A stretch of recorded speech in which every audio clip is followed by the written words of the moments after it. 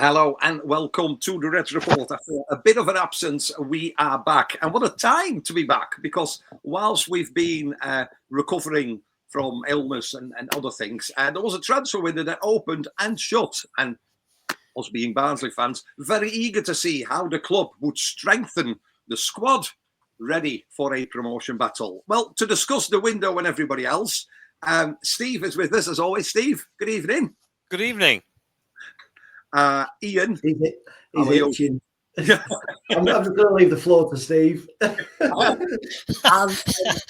to keep us in check, we have with us a friend of the show, a friend of ours, of course, Adam Oxley, the voice of South Yorkshire Sport from BBC Radio Sheffield. Good evening, Adam. How are you? Good evening, Carlo. I am less of a coiled spring than Steve. We are looking forward to that spring. I don't know what you mean. Oh, dear. We'll talk about the transfer window. I did a little interview with Rob on the Tuesday night. It was the end of the transfer window, and I couldn't find my words very good. I've been struggling with a chest infection, but I sort of said, I think as Barnsley fans, we fancy doing a big shop in the Lidl.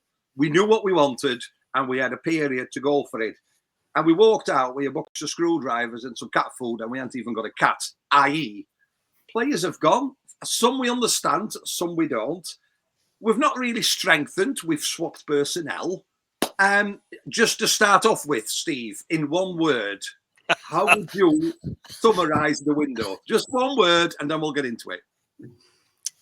Disappointing. Okay. Ooh. Ian? Shit. No. Well, yeah, it is. Let's face it. Let's not butter it up. It's awful, and I'll tell you why it's awful in a bit. Right. I'll go for, you nicked mine. I'll go for bewildered. I'll go for bewildered. Adam Oxley, as a neutral amongst us four, as a journalist, you see Barnsley regular. You know what we wanted. You've seen what we've done. How would you sum that up? Well, if we're going one word, I'd go confusing, which is similar to your bewildering line. In terms of actions matching words, and we'll get into that a bit more. Yeah. So, just to surmise, Ben Killip, a bit unsure whether this is a permanent transfer or on loan, but he's gone to Portsmouth. We brought in Clement Rodriguez, a 24-year-old forward from Bastia, well-known club. Kyron Lufthouse has gone on loan to Burton. Sam Cosgrove has gone on loan to Stockport. Dexter Lambikisa has come in on loan from Wolves. Vimal Yoganathan has gone on loan to Oldham. Dallas was out on loan anyway. He's still out on loan. Aidan Marsh has gone out on loan. Neil Ferrugia has come in from Shamrock Rovers. And that is the window. Steve, floor is yours. Tuesday, deadline day. We needed strikers with Watters injured and Cosgrove not playing very regular and not really performing that well either. I think everybody were hoping for at least a couple of strikers to create competition for places, but also improve on what we had. The floor is yours, son. I thought we had a director of football who was put in position to strengthen the club, move us on from last two seasons where we've reached playoffs. We've known what players we wanted for a good couple of months now. We know what players we wanted to move out. We know what players we wanted to take round back at East Stand and shoot. And as you say, bewilderment, confusion. I was very diplomatic saying disappointed. I could have said quite a number of other words, but as you can see, I'm calm and relaxed. And I've got to say, I just don't understand the direction that the board are trying to take the club now. I am so far away from enthusiasm of the club. I went on Saturday, as did probably about 37 other people. There were never 10,000 there, so I don't know where they're getting them numbers from. The football that we're playing is absolutely diabolical. Some of them players need to hang their heads in shame. They brought a young lad in from France, and I feel sorry for him because I'm sure he's gonna try his best. He's come from a second division side in France into the cauldron that will be Oakwell. And if he doesn't score 3 goals in first game, we'll be hanging him from a lamppost because we do. So I feel really sorry for him. Guy from Wolves, yeah, I get we wanted cover at right back because Cotter's out now basically for the rest of the season. O'Keefe is another one of these up and down, so hopefully he can do a bit of something. That Ferrugia does look tidy from what we've seen of him. But there's a number of things, not just with the transfers. I think tactics at the minute are bewildering. The positioning of players, playing out of position, is bewildering. The fact that Russell gets a shirt every week is unbelievably bewildering. So I like that. Well, I think we'll use that word. That's going to be a word. I shall put that on my banner for the next few weeks. Steve is bewildered. Ian. Yeah. Besides, obviously, we'll talk more about the transfer. Something that Steve just mentioned, which I want to pick up on, it's a lot about inconsistencies as well, isn't it? Players perform like they can do one week, 3 days after they look like they've not played together for ages. Well, it's not averse to changing his starting 11. It's not. We haven't really got a settled 11. The captain is in, the captain is out. There's inconsistencies all over the pitch, isn't there? There is, and December and early January seems a very, very long way away. When we won at Bolton, Peterborough, beat Wrexham, we were playing some good stuff, and we were looking upwards. I joined Adam on Football Heaven that night, early January, and things were looking positive. But that sums our season up, Carlo. We have been the one word you could sum our season up is inconsistent. It's inconsistency. We go on little runs. Can you put that any bigger? Go on, sorry. No, it's all right. You throw me a bit. We come on this podcast after a good run, and we're all looking positive. We're in the playoffs, and we're saying, first and second is probably too far away. We've been realistic, and then we go on a really poor run, and the podcast is doom and gloom. And then we pick up again, and it's just like a roller coaster all season. And that has just been embedded right through our season.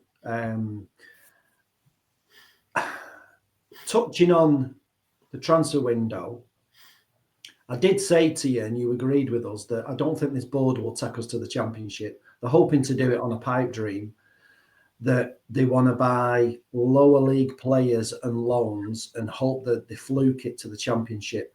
And I had a very quick look, and obviously we lost Cole, we lost McAtee. Cosgrove has been in and out. We know he's not been the true sort of player that we wanted to see. But that's a lot of goals that's gone in Cole and McAtee. And the club have wanted 2 strikers and haven't delivered. So the pressure was on, but here's a couple of names for you in the previous January windows, right? And then compare it to this window.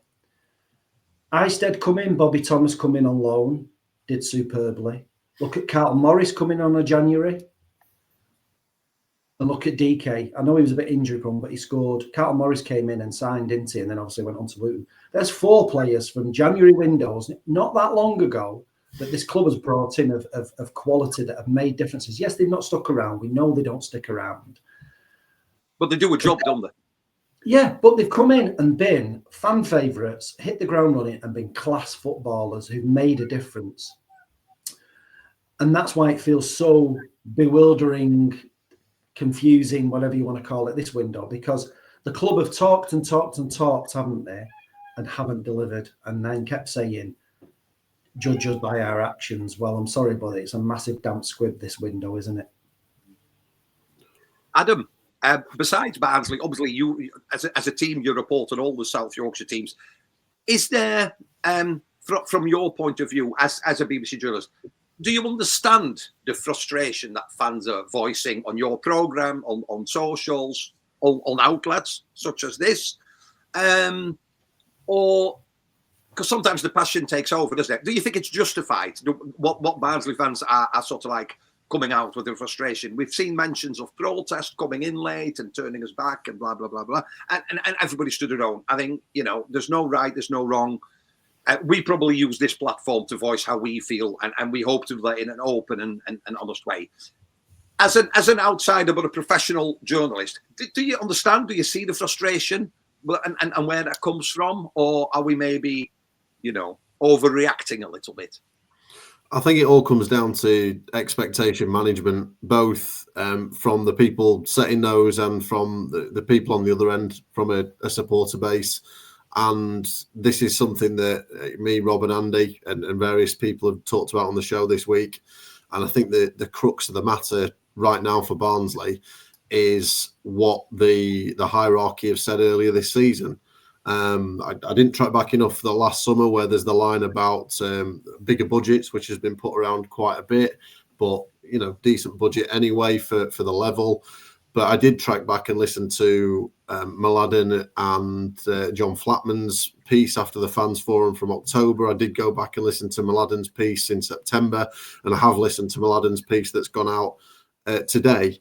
And in October, when you're using phrases like the championship is the minimum expectation for this football club, when even today there's phrases like, what's the aim for the rest of the season? It's pushing for promotion.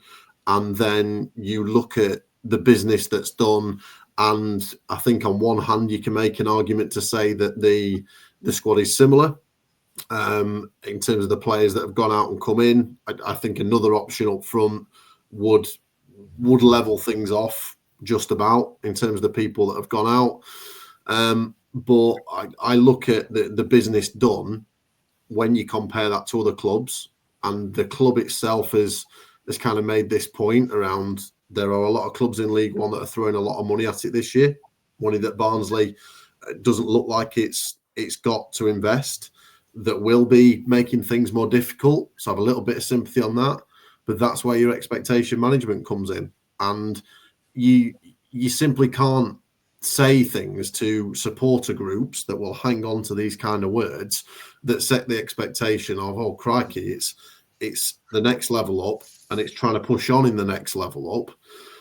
And essentially, over the last few years, I think some of the points that Ian highlighted were very good. You can look at all the business over the last few years, look at all the players that have departed and come in, and it is very difficult to make any kind of argument that the team and squad is better than it has been. It looks on paper weaker than it has done at any point in the last 2 or 3 years with the players that have been there. And all that said, and I still think it's important to say this, Barnsley are a point off the playoffs. Even with everything else, everything that's been said in January, everything that's been said about tactics and everything else, Barnsley are still in a position this year where they could make it. And we don't know. Nobody can sit right now here and say any club has had a good or bad window, because only the next few months will tell us whether it's been a good or bad window. What we can do is look at who's gone out, who's come in, the situation around the keepers, which is the most baffling to me in a lot of ways. The situation with the forward line, with a striker going out to a rival team on loan and then a replacement coming in from the second tier in France. And I can totally understand why fans are frustrated. So I have some sympathies with the club. I have a lot of sympathy with Darrell Clarke. But equally, it's hard to sit there and say that fans aren't right to feel frustrated right now. Steve, we talking about the forward line. Then this lad coming from France. The only thing you can do is you go on the internet, you put his name in, and you have a look, and there'll be some reels on YouTube with some of the goals he scored. I think the fact of the matter is, isn't it, that he wasn't a regular starter in that team, and I think he made is it 8 goals this season, or is it 8 starts that he made? He's not scored that much. He wasn't, he wasn't a regular starter, therefore he won't have scored. Otherwise, you would. And then in the interview today with the director of football, said they've tracked him for quite some time. Is it?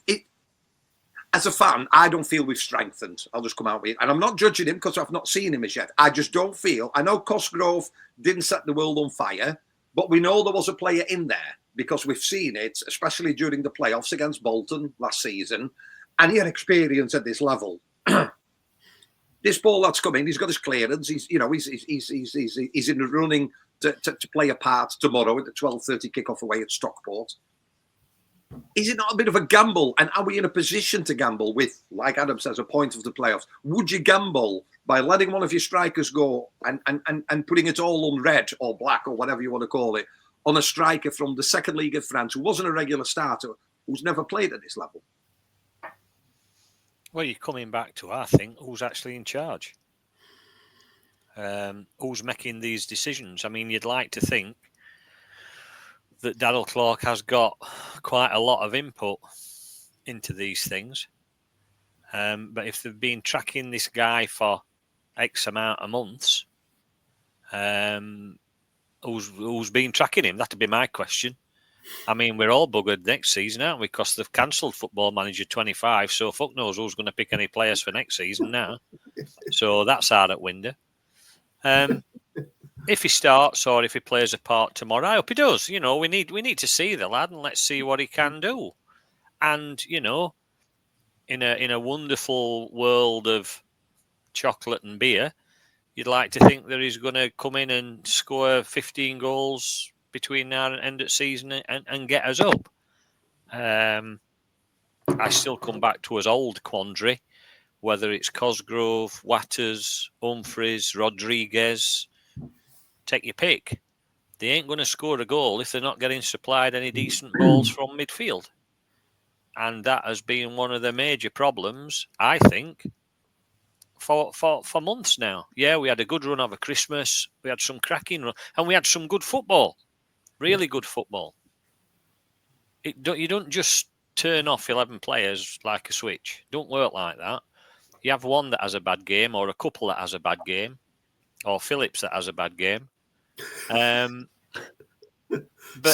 minutes, Steve. 17 you like minutes. That, mate? Well Have you timed it? 17 minutes. Good Very lad. good. Well done. Is he still there? Has he gone yet? No, he hasn't, has he? They're just playing like 11 individuals. They are not playing as a team. And I still question, and I think we mentioned it in last show, which was, 2022, it seems like. Who is actually in charge of this team? Clark stands up. It's like watching wrestling from 70s. Clark stands up, then they have tag, and then Orion stands up, then they have another tag, and then Stead stands up. Never knew who that JB was till he's buggered off, and he was goalkeeping coach. Fantastic. Matty Gilks now comes in, goalkeeping coach. I can remember watching Matty Gilks, who was a decent keeper. So no doubt he'll be standing up and having a word. So, and then you've got Devaney as well. So I don't know why they just don't form a chorus line and do some entertainment at half time or something like that. Who's in charge of this team? What has gone wrong in last month?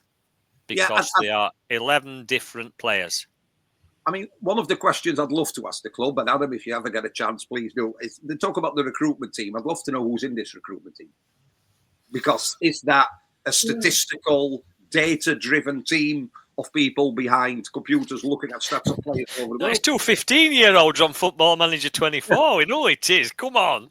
But the other point that you brought up, which I raised with Rob and Ian, you're well aware, is, you know, we've changed goalkeeper coach, but we haven't really got a number one goalkeeper, and we haven't had for a while. That's our own player. I know. You know, Collins got injured and Eistad was brought in. Then we went a whole season with Roberts alone, who was in goal. We then came, Slolina came in. That didn't really work out, so he's gone back. So now we've brought somebody in from Villa. Killip is now gone because apparently the agreement was if he was no longer first choice, then he could go. I find it bewildering that after one performance they allow him to go, and they've made they've made something up that, you know, this lad Gauci, that's in it. He's the number one after one performance. I mean, does that create competition for places? I don't know. But isn't it weird that we haven't got our own number one? Smith, I suppose, will be one for the future now, then, Ian.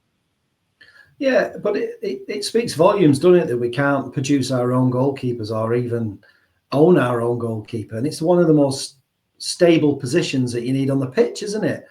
And the keeper in your back three or back four or whatever however you play, you've got to keep it stable. And Killip came in, and I mean, he wasn't perfect, but he had a good that good run in December. He was in the middle of it. But then it's just chop and change again, and it's constant chop and change, and it's a position that you can't keep chopping and changing at. But just briefly talking about the recruitment, I mean, we're looking at, and I know you've got to cast your net far and wide, but I'm not being funny. Here's a name for you. Tom Bloxham has moved from Shrewsbury to Blackpool. It's undisclosed, but I can't imagine it being a lot of money. He's already nominated for Sky Bet League One Player of the Month. He's had a goal and a couple of assists. There are players in this division that we can afford that can do a job. We don't have to be going to a Mickey Mouse League in France and pinning our hopes on. Hopefully he does well, but some young lad who we're going to pin all our hopes on, who doesn't even really get a game in a Mickey Mouse League.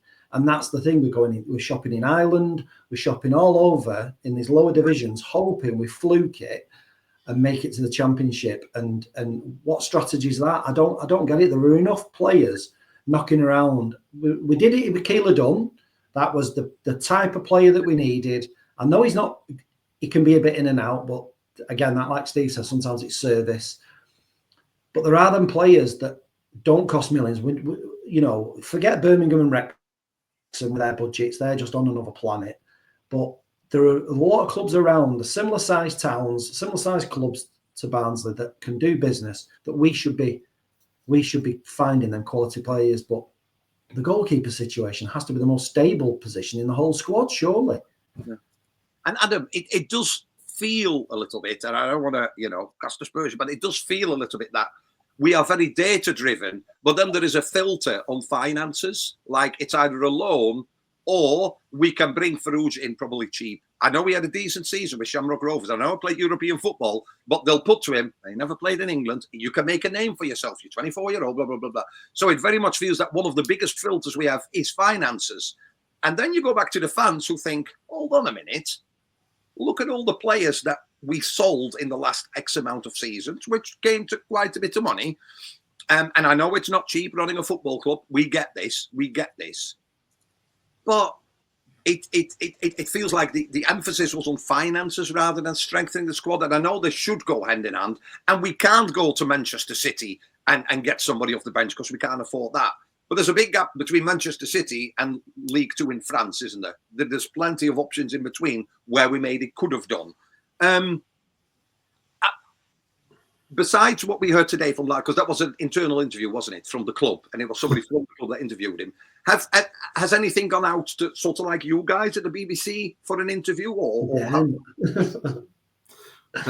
well, no, we would love the opportunity to do something on the record with Mladen or anybody else further up in the hierarchy. We've made that request. That request has been declined. Contrary to what we had indicated at the start of the window, was that we were going to be able to speak. So that's a frustration. And I think even if similar words and messages had come out, speaking to me, Andy, Rob, other local journalists, asking a lot of the themes that we've talked about tonight, I always think that reflects well on a club if it puts itself up to decent scrutiny. We've seen it with Steve Bettis at Sheffield United recently. Gavin Baldwin at Doncaster's done it a few times. Even Tony Stewart's come forward and done a couple of interviews from a Rotherham perspective in the past, and it tends to go down better with supporters than doing an in-house curified Q&A. Look, it's good that we've heard from Mladen at least, so people can make up what they want on that. Clearly, there is a big shortfall. Again, going back to that piece that the club did on their own podcast back in October, it talked about an £8 million shortfall in terms of expenditure and what the club gets in. And essentially, there was two streams that filled that, which was player sales and the owners filling in the rest of the gap. Now, clearly, a lot of players have gone over the last few years. That money hasn't been reinvested, I would argue, significantly in the team. It has in part. Keeler Dunn fetched was £750,000 earlier this season, which is the biggest outlay this year. But compared to the kind of money that's come in, the wages that left last year, I know there weren't fees there, but Cole and Kane and Williams and Cadden and others will have freed up quite a significant chunk of wages, you'd have thought, from last year. And that's, again, comes back to where the frustration is. But for me, if there's a board, you are plugging a gap to the tune of somewhere between £5, £6, £7, £8 million a year, then why would you not want to try and just put a little bit more in to try and progress a little bit more? Because if you're putting that amount of money in every year just to kind of keep things level and tick over, then people will get frustrated and you're not going to get anywhere. And then that money's kind of just going into a black hole. So I totally get the frustration around that. And it does come back down to that messaging. Like I said, if people earlier this season might have gone, look, we haven't got the money to throw at it. And I get this is a very difficult message to put across to a fan base, but to say, look, we haven't got the money to really throw at this. There's some other clubs that are throwing loads of money in. We can't really compete with them. What we are going to do is we're going to try and recruit from X and Y. We're going to try and develop our own, and we're going to give it as good a go as we possibly can to try and get towards that top six and give it a bash for everyone, as opposed to going, well, the Championship's the minimum expectation. I don't think we'd have seen the level of meltdown that we have now. I think people might have been a bit more understanding, but it's difficult because Barnsley have spent the majority of the history in the second tier. So people are always going to want to think and expect that that's where the club's going to be. I think. Sorry, Carl. Just on that, I think it's spot on what Adam says. I mean, you speculate to accumulate, and you have a good couple of transfer windows and sign some good players. You get bums on seats, like Steve said. I know it was an early kickoff against Burton, but there was a lot of empty seats, and some of the quality of the players that we've signed or loaned in the past have put bums on seats, and we've got to playoffs and stuff, and it brings money in. And you look at the money that they've made from the sales of Anderson, Kitchen, et al., all the rest of it. If you looked at that squad now, you're going to get a pittance for that squad. If you thought, let's sell our best players, the quality of the squad's gone down and down and down. We're going to bring less in from player sales because what's left isn't very good, is it? Whereas you look at the squad over the last 2 years, we've sold players for allegedly up to 6 and 7 million. You're never going to get that for Connell or Phillips, who are probably our best 2 players. That's where the frustration comes from as well, isn't it, Steve? Because if we're asking them to, speculate, accumulate, we're not lingering in 20th place, 15 points adrift. We're so near, and we were nearer a couple of bad results after that sort of like early January run. So, but we've always been there or thereabouts this season. Like we've been. So it just feels that if you can never guarantee what happens because you can't, but it just felt they got some of the younger lads have gone out to play men's football. Wholeheartedly agree with that. That's what's needed. The transition from under 23s to the first team. Malone talked about it today. I completely agree. I liked it when they used to go to, where did they go? Sweden, Denmark, Esbjerg or whatever, were the owners of that. They had a season there and they came back having played men's football. I agree with that. I just think where we are in the table, so close, we know the teams that you can, listen, never, but you look at your Birminghams, you look at your Wickhams, you look at your Wrexham, and you probably think those 3 will probably, fill the top 2. Opportunity missed, Steve, or is it business plan and that's what we're sticking to? Because it just feels a bit, it don't matter where we are. It's about the finances and getting our ducks in a row, so to speak.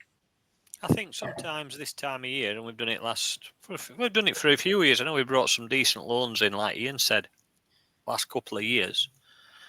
But I get the feeling, especially with this board, and we know what they're like, we shouldn't really be surprised to a certain extent. We don't expect them to spend millions of pounds on players. But there's no point in just swapping like for like. All we ask for is better quality. And if that means rather than getting 3 or 4 players in, you only get 1 or 2 players in, I'd rather have quality over quantity, obviously. Yeah. But you've got to look at, like you said, where has some of this money gone? Yeah, it's gone towards I don't know. You can get a pint in 5 seconds, so that's always good.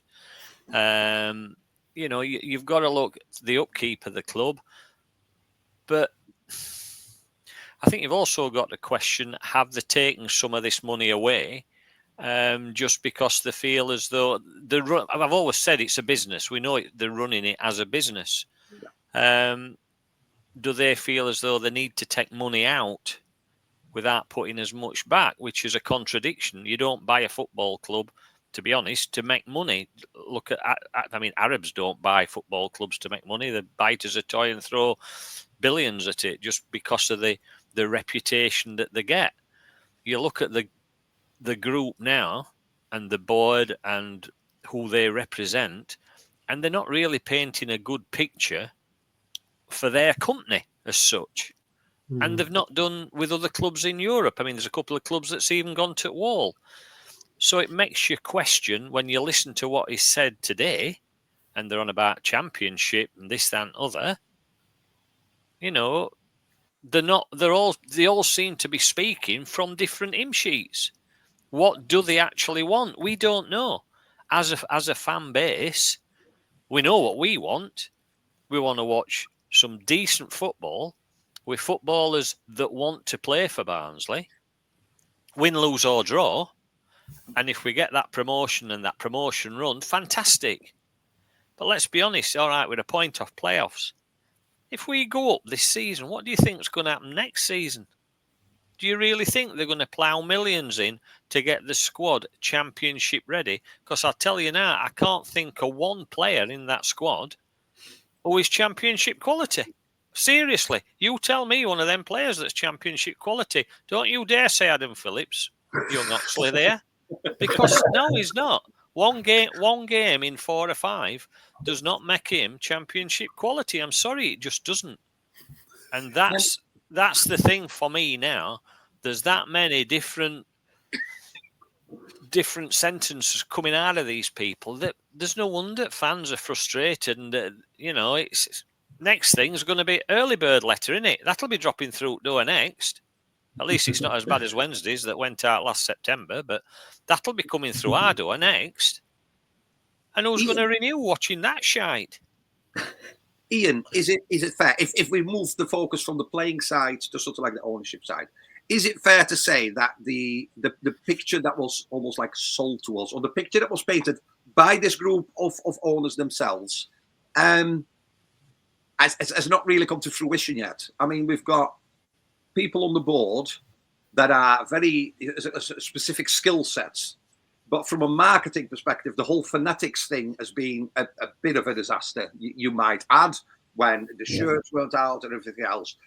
I know we now have a director of football, but the FA Cup thing last year when we fielded an ineligible player, they don't come over as a group of individuals that are driven. I'm not saying they're not driven, because clearly they are, but it just feels they keep going off road a little bit rather than sticking, because you'd like to think when you have the skills that they have, that everybody's got their own sort of specialty, haven't they? That marketing is for that person and a player is for this person. And it just feels that... You've hit nail on head though, Carlo. You've hit nail on head there. Marketing, commerce, everything. They've all got their own little area that they're specialty, specific to. And there ain't one of them that's got a football background. And that's what it boils down to. There ain't any of them that's got a football brain between them.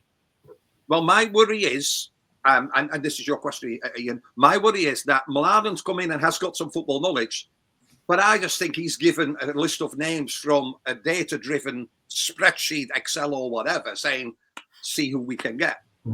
Because I think what lacks is the football knowledge, isn't it, in that boardroom? Yeah, it does feel disjointed, I must admit. And Steve's spot on, absolutely spot on. On one side, they're not running the club into the ground. The club is solvent. They're looking after it in that respect. Some owners are horrendous owners, and we've seen some come along at other clubs and how they end up causing chaos at one club, leaving and then being allowed to be fit and proper owners at another club is beyond me. So we're fortunate in that respect. So don't shoot me just yet. But that is one positive, that they are a, dare I say, well, I'll say safe pair of hands. The club isn't like going hand to mouth every month. No. But like Steve says, it's not a slick operation. They keep shooting themselves in the foot. There's been some high-profile hiccups along the way. I hear some good things that comes out of Flatman's mouth, and then Mladen will say something good, but they're just not quite backing it up. They don't seem to be all talk and no trousers in some respects, aren't they? Yeah. I think. Adam, you could argue, on a lighter note, that the best thing this club has done in the last year or so was the Callum Simpson fight at Oakwell, and obviously a repeat of that in the summer. You know, opening up Oakwell to different sporting events. I mean, I spoke to Callum a couple of weeks ago before his last fight. You can't wish for a better advert for an honest, decent Barnsley lad that's working hard and going as far as you can, Callum Simpson. The club getting behind it. I don't know if they've seen his rise and thought, oh, we could piggyback on this, and you know what I mean? Because nothing wrong with that. But it's hard, isn't it? When people now are talking more about Callum Simpson and what he's doing for Barnsley, i.e. Sky Sports, than the football club, which has been the pride of the town for, well, since God was a lad. Yeah, well, you've got to look at these extra streams, like we say, because there is a shortfall, and that the playing budget doesn't get paid for by, you know, the money that comes in on the various different revenue streams and the season ticket sales and sponsorship and commercial and everything else. The club does deserve, and the council deserves some credit for what they did last summer, and the fact that Simpson's going to come back this summer with a full stadium fight night is going to be fantastic. You know, I've really enjoyed Callum Simpson's journey. I was at the Sheffield fight recently. Clearly, he's had another one since in London, taking it at very short notice, which the man deserves a lot of credit for. And we're all kind of riding the coattails. And who cares what the motivation is? The fact is that he's a Barnsley fan, and the club have got on board with it. So from that perspective, they do deserve credit, and it was brilliant last year, and I'm sure it'll be brilliant again this year. And if that kind of event can bring in some extra revenue, that's absolutely fantastic. But you need to start seeing the fruits of that revenue, whether that's in developments at Oakwell, whether that's in an enhanced match day experience, even if it's not necessarily extra money for the playing staff or the budget, because ultimately that's what it all boils down to, the results on the pitch and everything else. So yeah, look, that story is one that we're hoping to ride for a good few years to come with Callum. And don't get me wrong, I've been impressed. I think the kid gets better. There are a few people that are worried that he might have a ceiling, and these last couple of fights have shown that he might not. So that's great. And if the club can roll with that, that's fantastic. But we just need to see a little bit more, don't we? We need to see how these next few months goes. We all really hope that some of the signings that people are a little bit underwhelmed with at the moment turn out to be a bit better than they are. They're still looking at frees.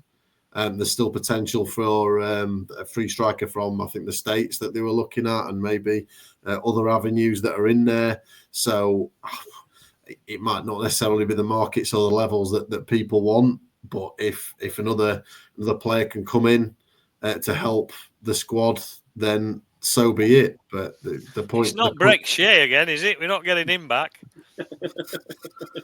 It shoot me now if it is. Jesus Christ! You'd hope not. Breck Shea. I do remember Breck. I remember interviewing Breck Shea. Yeah, God, I remember interviewing Breck Shea. Yeah, that was not the greatest signing. I think it's fair to say.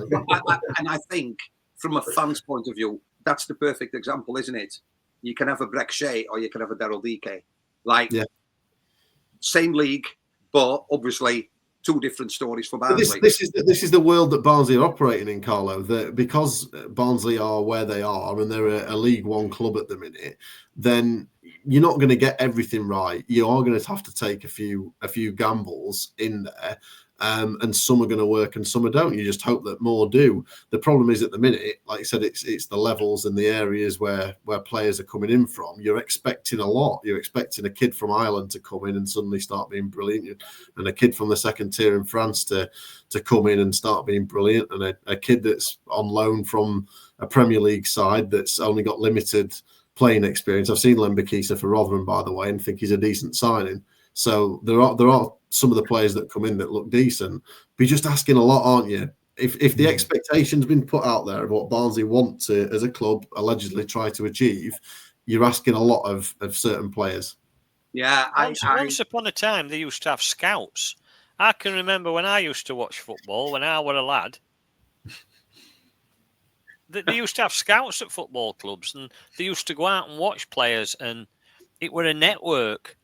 And you used to get, like we always seem to have a good relationship with Manchester United because we got a couple of their players in on loan, and look where they are now, Rothwell and what have you. But that seems to have all died away now. There's none of that interaction. It's definitely everybody for the self situation, but there's no, is there? And I think with the Crine era and bringing his grandson on board, who's very much, his field is very much about data and statistics. I think that the scouts were replaced by independently verified data stats. So we don't have to send somebody to the match, because after the match, we get the reports, how many meters are so-and-so run and what they've done and what they've done. And I get that, but that doesn't tell you anything about the person. And this is always my worry. You can look at the stats for the lad that's come from France. You can make stats. You can make stats say what. Yeah, exactly. I was just thinking the same thing there again. Yeah, but I think that has moved on, though. I think. Look, that is clearly still part of it at the club. But the fact of the matter is, in the summer, that a couple more experienced players in the 30s came in. Look, that wasn't something that we'd seen a couple of years ago. And we can spend an hour talking about the Conor Howrahan situation, but that's not going to help anyone. But the fact is, Roberts came in. He's a good signing that they need, that I really like. And I think that a few more experienced heads is in. The Ben Killip situation, for example, for me is clearly what Darryl Clark wants. I don't think he obviously doesn't fancy Ben Killip to be the regular number one in the team. I think he's done well when he's come in, and it seems to be really harsh to me with what's happened and the fact that he's gone after he's had a good run in the team. So clearly that is Darryl Clark saying, I don't fancy him, let's get somebody else in, and Gauchi looks decent, but he's not Barnsley's keeper. So yeah, I do think it is. It does appear to have adapted and moved on a bit from where it was a couple of years ago. But I just don't think the money's there to enable Barnsley to get the quality of player that at the moment is going to take the club forward. And I think, and we'll save that for another part. The problem is, of course, this Gauchi can come in, he'll do fantastic. Start again next season. You're looking for somebody again. Because there is no long-term planning at the moment. And then besides that, which we'll talk about again, there are some players that are underperforming, or maybe not performing as much as they have done previously. And we're not talking about because I know obviously Steve mentions Phillips, but you could look at a Luke O'Connell and say he's not been as effective as what he's had. I could mention more than Phillips, believe me. I can mention 4 or 5 more than Phillips. I know. I'm not just picking on him.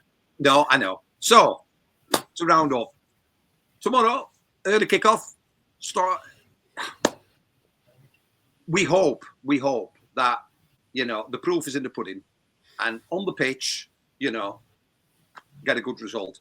It's an early kickoff away at Stockport. Steve, what you reckon? Results right. Our away form. Do you know what?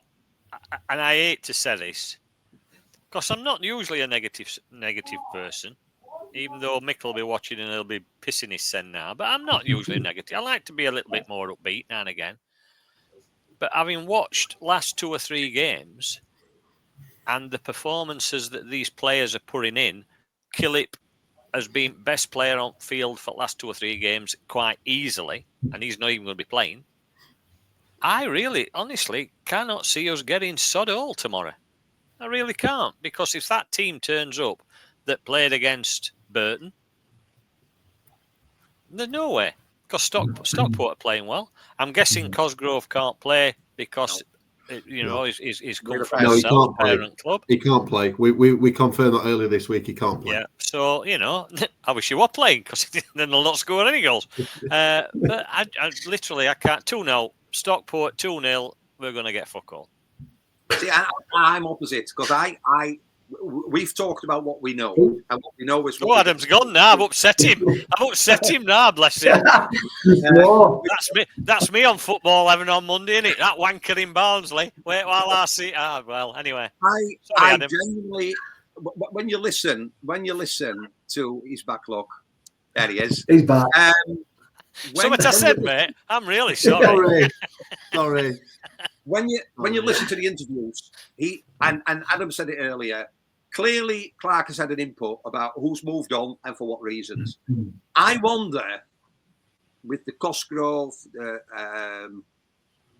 with Sam Cosgrove going, with Killip going, I wonder if there's maybe a more of a balance in the dressing room. I'm going for an away win. I wonder if this is maybe because, Cosgrove didn't get many chances, didn't really pull up any trees, didn't get any service. But you don't know what sort of person he was in the dressing room. Was he maybe frustrated? Is that a negative energy that you maybe then don't need with some of the younger players around? I don't know. I just think our away form tomorrow might over the past season. I'm going for a 2-1 away win. Ian. 3-1 away loss. 3-1 to County. I think they're a strong team. I think if they have a go at us, we'll get beat. I get where you're clinging onto the away form, but I just look at the last couple of games. We're struggling to score goals. We've gone. It's not like we're playing well and not getting the results, and you can see it's going to come eventually. It's all over the place. It's like they're just, like we said earlier on, it's like 11 individuals just thrown together. So I think County will be too strong for us. I think 3-1. Where are you tomorrow, Adam? On what game are you viewing and commentating on? I am at the Hawthorns tomorrow for West Bromwich Albion against Sheffield Wednesday. Is that the highest ground in the country or the second highest ground? I think it's allegedly the highest ground in the country. Bizarre, that, isn't it, in the Midlands? You wouldn't think it'd be the highest ground. It is, bizarrely, but that should be a decent ding-dong, because both teams are around the edge of the playoffs in the champ, so that should be decent. And of course, I'll be keeping across Barnsley's trip to Stockport, which I did fancy, because Stockport is one of the 4 clubs I've not done in the 92. So I'm still hoping. That's why it sold out so quick, didn't it? The away end. It's like everybody wanted to go, didn't they? So I've still got that to tick. But look, I think it's hard to argue for a win. I think I bless you, Carlo, for your attempt at that, and well done, sir. Stockport's form is kind of polar opposite to Barnsley's.